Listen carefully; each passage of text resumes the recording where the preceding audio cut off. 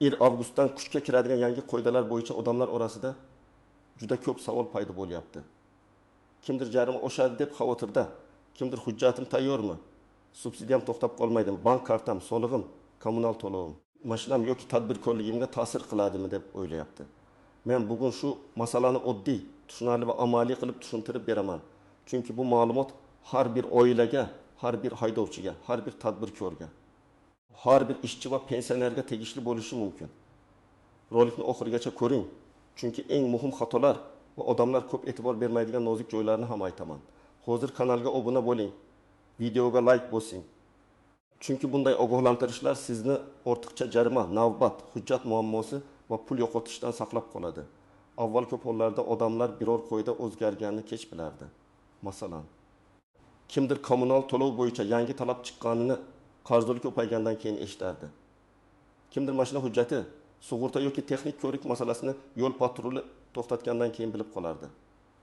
Kimdir tadbirkor sifatida hisobot topshirish muddati o'zgarganini jarima kelgandan keyin tushunardi. Eng katta muammo shunda ediki, odamlar rasmiy manbani emas, ko'pincha qo'shnining gapini, Telegramdagi qisqa xabarni yoki yarimta eshitilgan ma'lumotni asos qilib olardi. Endi vaziyat boshqacha.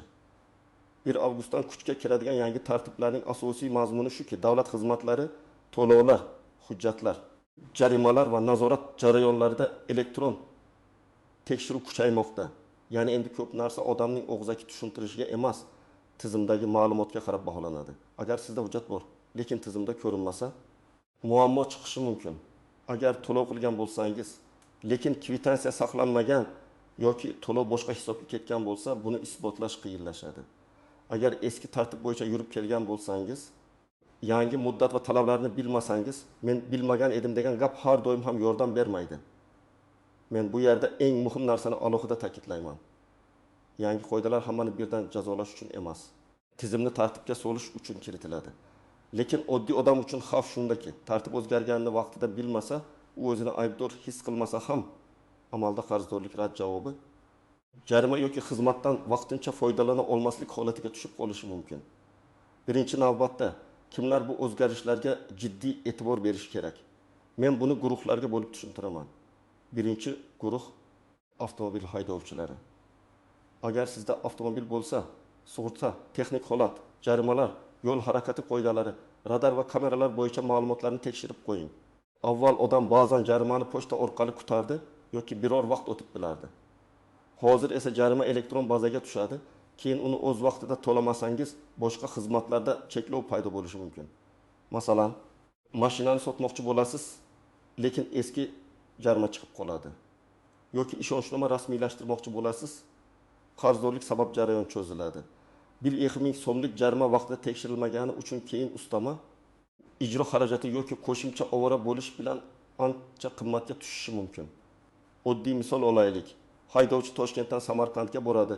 Yo'lda tezlikni 10 yoki 15 kilometrga oshirib yuborganini sezmaydi. Kamera jarimani qayd qiladi. U odam esa 2 oy davomida tekshirmaydi. Keyin mashinani boshqa odam nomiga o'tkazmoqchi bo'lganda qarzdorlik chiqadi. Muammo jarimaning o'zida emas, vaqtida xabar topmaganida. Shuning uchun men haydovchilarga kamida haftasiga bir marta jarimalarni rasmiy ilova yoki portal orqali tekshirishni maslahat beraman. Ikkinchi guruh tadbirkorlar va o'zini o'zi band qilganlar. Avgustdan keyingi har qanday yangi tartibda eng tez ta'sir qiladigan soha odatda hisob-kitob, soliq, chek berish, elektron hisob faktura, kassa apparati va hisobot muddatlari bo'ladi. Avval kichik savdo qilayotgan odam ayrim narsalarni qo'lda yuritib kelgan bo'lishi mumkin. Endi esa bank aylanmasi, kassa tushumi, elektron chek, soliq hisobotlari bir-biriga solishtiriladi. Agar sizning tushumingiz bankda ko'rinib turibdi, lekin chek berilmagan yoki hisobotda aks etmagan bo'lsa, tizim savol beradi. Masalan, kichik do'kon egasi bir oyda 30 million so'm savdo qiladi. Shundan 20 millioni plastik karta orqali tushadi, 20 million naqd bo'ladi. Agar u faqat naqd pulni o'zi bilgancha hisoblab, elektron kassa bilan to'g'ri ishlamasa, keyin tekshiruvda farq chiqadi. Farq chiqsa, tadbirkor buni ataylab qildimmi yoki bilmay qildimmi deb tushuntiradi. Lekin tizim uchun asosiy mezon hujjat va raqam bo'ladi. Shuning uchun men tadbirkorlarga buxgalter bilan alohida o'tirib, 1 avgustdan keyingi barcha muddat, stavka imtiyoz hisobot va elektron talablarni qayta tekshirtirishni tavsiya qilaman. 3-guruh ijtimoiy yordam, nafaqa, subsidiya, kompensatsiya yoki davlat xizmatlaridan foydalanayotgan fuqarolar. Avval ba'zi jarayonlarda mahalla, tuman bo'limi yoki qog'oz ma'lumotnoma asosiy rol o'ynagan. Hozir esa ko'p ma'lumotlar avtomatik tekshiriladi. Oilaning daromadi, mulki, avtomobili, bankdagi ayrim harakatlar, doimiy ro'yxat, farzandlar soni, ish joyi kabi ma'lumotlar bazalari orqali solishtirilishi mumkin. Bu nimani anglatadi? Agar siz hujjatda bir xil ma'lumot bazada boshqa ma'lumot bilan turgan bo'lsangiz, arizangiz rad bo'lishi yoki qo'shimcha tekshiruvga tushishi mumkin. Masalan, bir oila subsidiya olish uchun murojaat qiladi. Oilada real daromad past, lekin eski avtomobil hali ham otaning nomida turibdi. Mashina ishlamaydi, lekin tizimda mulk sifatida ko'rinadi. Natijada oilaning ijtimoiy holati noto'g'ri baholanishi mumkin. Yoki boshqa misol, farzand boshqa manzilda ro'yxatda turibdi. Amalda esa ota-onasi bilan yashaydi. Ariza berganda oila tarkibi bo'yicha farq chiqadi. Shuning uchun men ijtimoiy yordamga murojaat qiladiganlarga faqat ariza yozish bilan cheklanmasdan, oilaviy ma'lumotlarni oldindan tozalab olishni maslahat beraman. 4-guruh kommunal xizmatlardan foydalanadigan barcha xonadonlar. Elektr, gaz, suv, chiqindi, issiqlik to'lovlari bo'yicha yangi tartiblar, odatda qarzdorlikni aniqlash, hisoblagich ko'rsatkichini kiritish, limit tarifi yoki ulanish tartibiga ta'sir qilishi mumkin. Avval odam ko'rsatkichni vaqtida bermasa ham, keyin borib hisob-kitob qilardi. Endi ayrim holatlarda tizim o'rtacha iste'mol bo'yicha hisoblab yuborishi yoki qarzdorlikni avtomatik ko'rsatishi mumkin. Bu esa oilaviy byudjetga bevosita ta'sir qiladi. Masalan, xonadonda gaz hisoblagich bor, lekin egasi ko'rsatkichni 3 oy bermagan. Keyin tizim o'rtacha iste'mol bo'yicha hisob qiladi va odam kutgandan ko'proq summa chiqadi. U keyin borib aniqlashtiradi, lekin vaqt, asab va navbat ketadi. Shu sabab men har oy bitta aniq kun belgilab, barcha hisoblagich ko'rsatkichlarini rasmga olib, ilova yoki shaxsiy kabinet orqali kiritishni maslahat beraman. Rasmni ham telefonda saqlab qo'ying. Bu oddiy ish, lekin keyin bahs chiqsa dalil bo'ladi. 5-guruh hujjat ishlari bilan yurganlar. Pasport, ID karta, tug'ilganlik guvohnomasi, nikoh ajrim, kadastr, meros, doimiy ro'yxat, ishonchnoma kabi masalalarda har qanday yangi tartib muddat, to'lov, ariza shakli yoki elektron navbatga ta'sir qilishi mumkin. Avval odam idoraga borib yetishmagan hujjatni keyin olib kelardi. Endi esa ko'p joyda ariza elektron qabul qilinadi va bitta ma'lumot yetishmasa jarayon to'xtaydi. Bu yomon emas, lekin tayyorgarlik talab qiladi. Masalan, kadastr hujjatini rasmiylashtirmoqchi bo'lgan odam uy oldi sotdi shartnomasi bor deb o'ylaydi. Lekin ba'zida eski egasi bo'yicha nomuvofiqlik chiqadi yoki meros ishi ochilganda bir harf familiyada farq qiladi. Avval bu mayda xato deb qaralgan bo'lishi mumkin, lekin elektron tizimda bitta harf ham muammo. Shuning uchun men barchaga o'z ID kartasi, STIR, JSH, SHIR kadastr raqami, nikoh va farzandlar hujjatlaridagi ism, familiya bir xil yozilganini tekshirishni aytaman. Kimlar juda xavotir olmasligi mumkin. Agar sizning hujjatlaringiz tartibli bo'lsa, qarzdorliklaringiz yo'q bo'lsa, rasmiy ilovalardan foydalanib tursangiz, to'lov kvitansiyalarni saqlasangiz, tadbirkor bo'lsangiz, buxgalteriya yuritilsa, xavotirga hojat yo'q. Yangi qoida odatda tartibli odamga katta muammo tug'dirmaydi. Muammo ko'proq eski odat bilan yuradigan, hujjatni keyin to'g'rilayman deydigan, to'lovni og'zaki kelishuv bilan qiladigan, chek olmaydigan, rasmiy xabarlarni o'qimaydigan odamlarda chiqadi. Endi istisnolar. Yashirin xavflar va ko'pchilik bilmaydigan nozik joylarga o'taman. Birinchi nozik masala, hamma xabar ham rasmiy emas. Telegramda tarqalgan bir jumlali xabarni ko'rib vahimaga tushmang. Men doim shuni aytaman. Qoida bor bo'lsa, uning manbasi bo'ladi. Qaror, farmon, nizom, vazirlik bayonoti, rasmiy portal yoki idora xabari bo'lishi kerak. Agar xabarda faqat 1 avgustdan hamma uchun yangi jarima degan umumiy gap bo'lsa, lekin manba ko'rsatilmasa, buni darhol haqiqat deb qabul qilmang.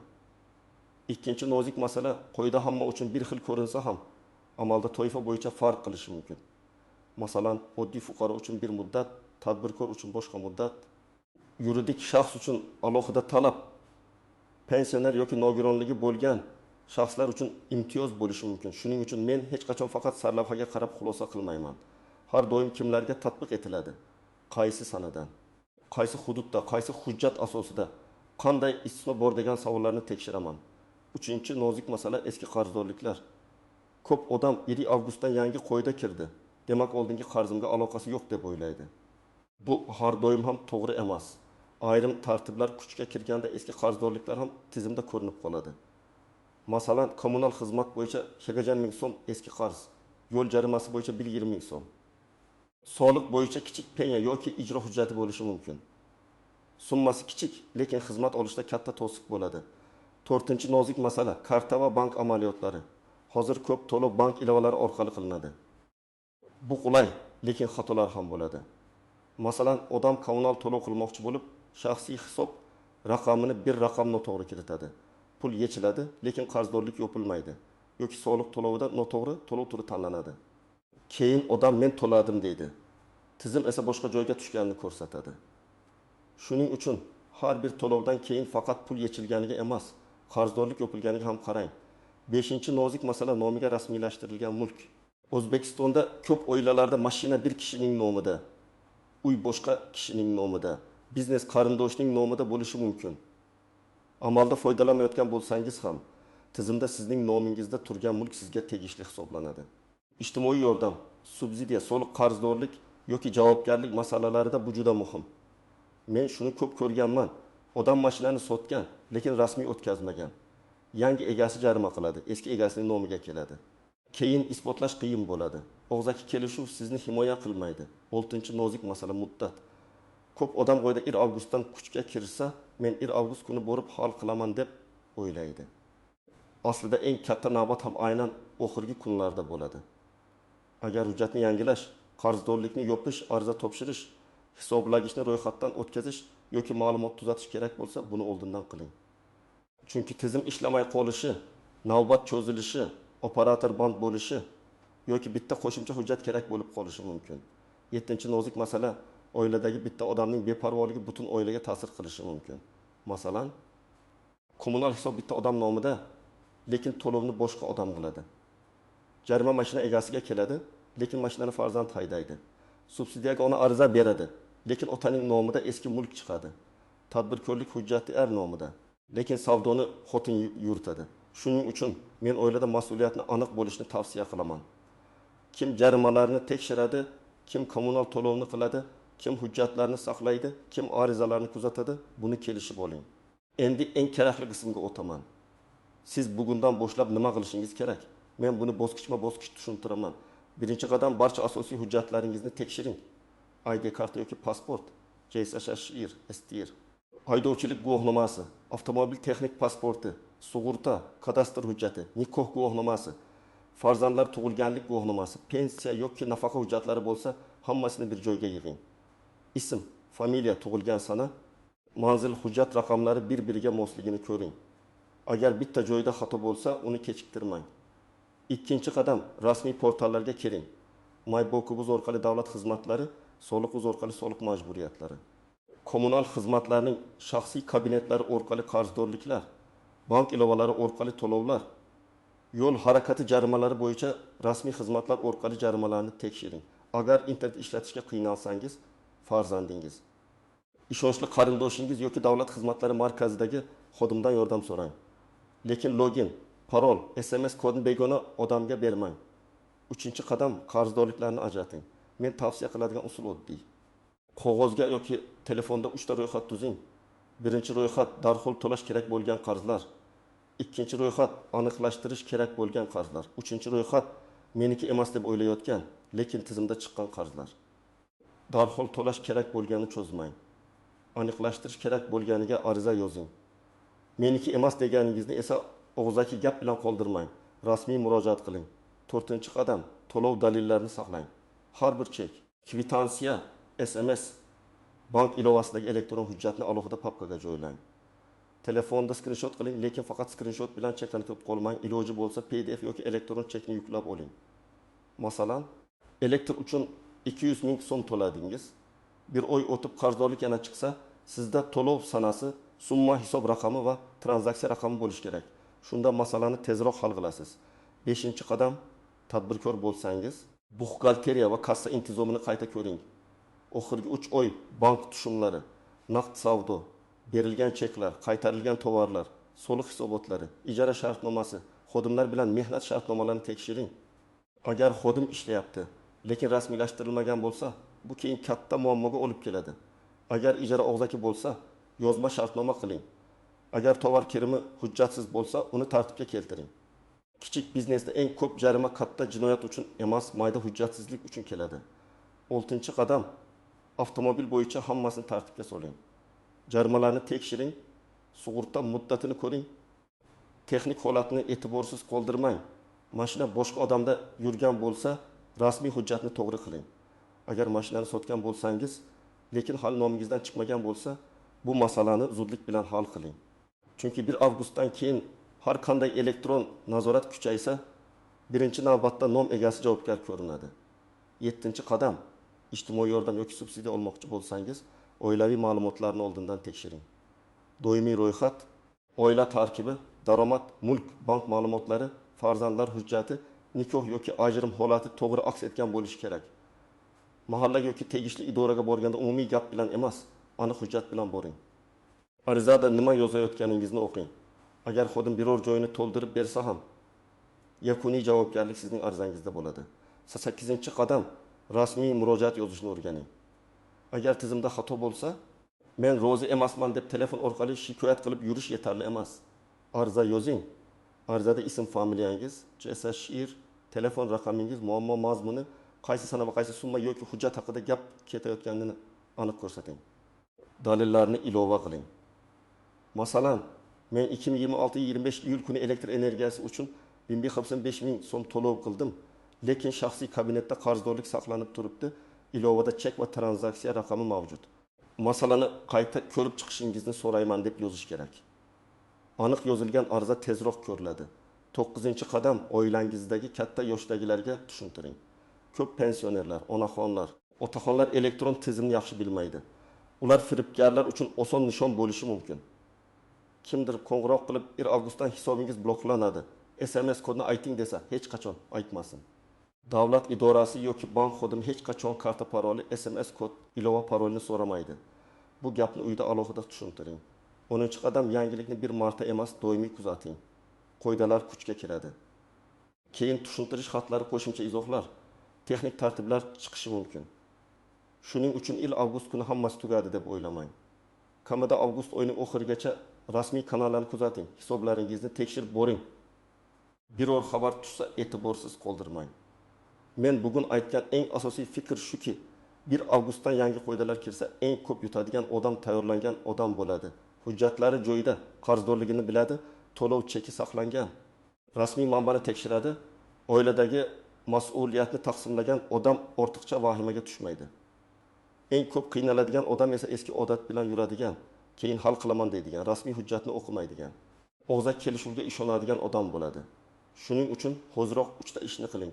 Hujjatlaringizni tekshiring, qarzdorliklaringizni ko'ring, rasmiy manbalardan ma'lumot oling. Agar biror joyda xato topsangiz, vaqt o'tkazmay murojaat qiling. Siz erta harakat qilsangiz, jarima, navbat, rad javobi va ortiqcha xaridlardan o'zingizni himoya qilasiz. Sizningcha 1 avgustdan kuchga kiradigan yangi tartiblar odamlar hayotini yengillashtiradimi yoki aksincha ko'proq qiyinchilik tug'diradimi? Fikringizni izohlarda yozing.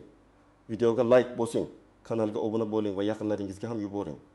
Chunki bu ma'lumotni bugun bilgan odam ertaga muammoga kamroq duch keladi.